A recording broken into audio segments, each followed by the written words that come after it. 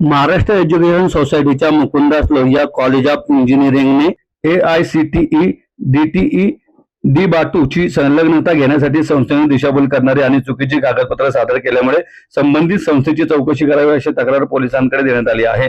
त्याचप्रमाणे MESने लोहिया इंजिनिअरिंग महाविद्यालयाचे IMCC management महाविद्यालयाच्या इमारतीमधील चालू केलेले बेकायदा वर्ग आम्ही केलेल्या तक्रारीनंतर सावित्रीबाई फुले पुणे विद्यापीठाचे अभ्यासक्रम चालवण्यासाठी बांधलेल्या 27 नंबर इमारतीतील सायन्स महाविद्यालयामध्ये इंजिनिअरिंगचे अभ्यासक्रम सुरू केले आहेत। त्यासाठी पुणे विद्यापीठाचे ना हरकत प्रमाणपत्र घेण्यात आलेले नाही। त्यामुळे संस्थेकडून पुणे विद्यापीठाची सुद्धा फसवणूक केली जात आहे। या सर्व बाबी विचारात घेऊन संबंधित संस्थेच्या महाविद्यालयाची संलग्नता कायमची रद्द करावी, तसेच प्रस्तावित 30 नंबर इंजिनिअरिंग कॉलेजच्या इमारतीचे संस्थेने बांधकाम पूर्ण करून पायाभूत सोयी सुविधा निर्माण केल्याखेरीज पुनर्मान्यता देण्यात येऊ नये यासाठी AICTE सह सर्व संस्थांकडे पत्रव्यवहार करण्यात आला आहे। त्याचप्रमाणे चालू शैक्षणिक वर्ष 2026-27 मधील प्रवेश प्रक्रियेतून या महाविद्यालयाला वगळण्याची कायदेशीर कारवाई करण्यात यावी अशी मागणी युवा सेनेचे सहसचिव कल्पेश यादव यांनी पत्रकार परिषदेत केली आहे। मुकुंदास लोहिया कॉलेज ऑफ इंजिनिअरिंगची इमारत ही सावित्रीबाई फुले पुणे विद्यापीठाच्या विज्ञान शाखेच्या अभ्यासक्रमाची आहे। पुणे विद्यापीठाच्या विज्ञान शाखेच्या विविध अभ्यासक्रमांची एकूण प्रवेश क्षमता 1635 एवढी आहे। त्यातील 1033 जागांवर विद्यार्थ्यांनी प्रवेश घेतला आहे। त्यामुळे या विद्यार्थ्यांसाठी आवश्यक असलेल्या प्रयोगशाळा व वर्ग उपलब्ध नाहीत। त्याचबरोबर सध्या या इमारतीमध्ये दुरुस्तीचे काम सुरू आहे। त्यामुळे विद्यार्थ्यांनी शिक्षण कुठे घ्यावे असा प्रश्न निर्माण झाला आहे। या संस्थेकडून केवळ इंजिनिअरिंग कॉलेजच्या विद्यार्थ्यांचीच नाही तर विधी अभ्यासक्रमाच्या विद्यार्थ्यांची सुद्धा फसवणूक केली जात आहे। विधी अभ्यासक्रमाची प्रवेश क्षमता 65 असून येथे आवश्यक पायाभूत सुविधा उपलब्ध नाहीत। विधी महाविद्यालयाने गरीब व गरजू नागरिकांसाठी मोफत कायदेशीर सल्ला देण्याची केंद्र चालवणे आवश्यक आहे। तसेच विद्यार्थ्यांसाठी सुसज्ज ग्रंथालय व मूट कोर्ट उपलब्ध करून देणे गरजेचे आहे। दिव्यांग विद्यार्थ्यांसाठी रॅम्पची सुविधा असणे बंधनकारक आहे। प्रत्यक्षात यातील अनेक सुविधा कॉलेजने उपलब्ध करून दिलेल्या नाहीत।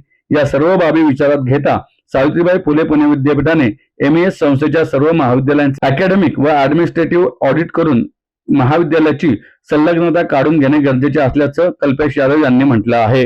नमस्कार, मी कल्पेश यादव, युवा सेना सहसचिव।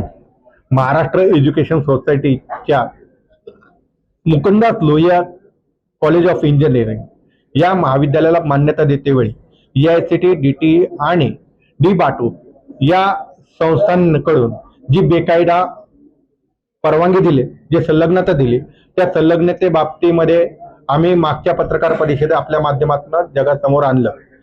या बाबतीमध्ये जी कारवाई लवकरच होईल अशी आम्ही अपेक्षा व्यक्त केलेलीच आहे। त्याप्रमाणे ती कार्यवाही चालू आहे। पण यंदाच्या पुढील शैक्षणिक वर्ष 2026-27 या चालू शैक्षणिक वर्षामध्ये या महाविद्यालयाला प्रवेश प्रक्रियेत न वगळावं आणि या इंजिनिअरिंग कॉलेजची मान्यता रद्द करावी, पुनर्मान्यता देण्यात येऊ नये यासाठी AICTE DTE चंद्रकांतदादा पाटील यांच्याकडे निवेदन देण्यात आलं। ती आग्रही मागणी लावण्यात आली। त्याचप्रमाणे जसं इंजिनिअरिंग कॉलेजचे वर्ग बेकायदा आहे, त्याचप्रमाणे सावित्रीबाई फुले पुणे विद्यापीठाच्या संलग्नित महाविद्यालयांना, विविध महाविद्यालयांना सुद्धा बेकायदा परवानगी दिल्याचं समोर आले। त्यातील विधी महाविद्यालय जे आहे टिळक रोडचं, त्या टिळक रोडच्या विधी महाविद्यालयात जर बघितलं तर मूट कोर्ट, कायदेशीर सल्लागार केंद्र आदी संगणक कक्ष, सुसज्ज लायब्ररी आणि अपंग विद्यार्थ्यांसाठी रॅम्प अशा पायाभूत सोयी सुविधा उपलब्ध विकसित नसताना सुद्धा या विधी महाविद्यालयाला दिलेली परवानगी रद्द करावी। आणि ज्यावेळेस इंजिनिअरिंग महाविद्यालयाचं आम्ही माहिती समोर आणल्यानंतर जे वर्ग कोथरूडमध्ये चालू होते, त्या कोथरूडमध्ये वर्ग जे चालू होते त्या वर्गाची शिफ्टिंग या गरवारेच्या कॅम्पसमध्ये सायन्स बिल्डिंग 27 नंबरची जी बिल्डिंग आहे त्या बिल्डिंग मध्ये हे वर्ग चालू करण्याची धावपळ सुरुवात करण्यात आली।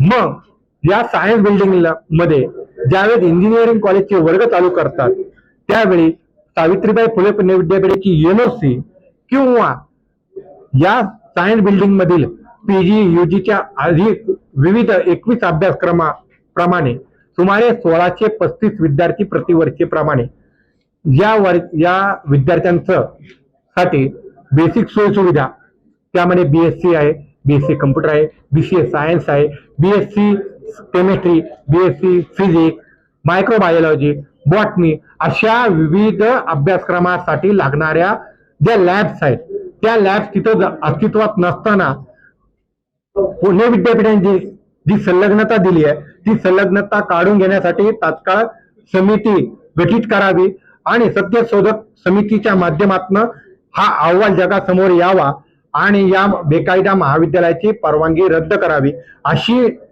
निवेदनही बार काउन्सिल ऑफ इंडिया, उच्च शिक्षण विभागाचे संचालक सावित्रीबाई फुले पुणे विद्यापीठ या कार्यालयाकडे देण्यात आली.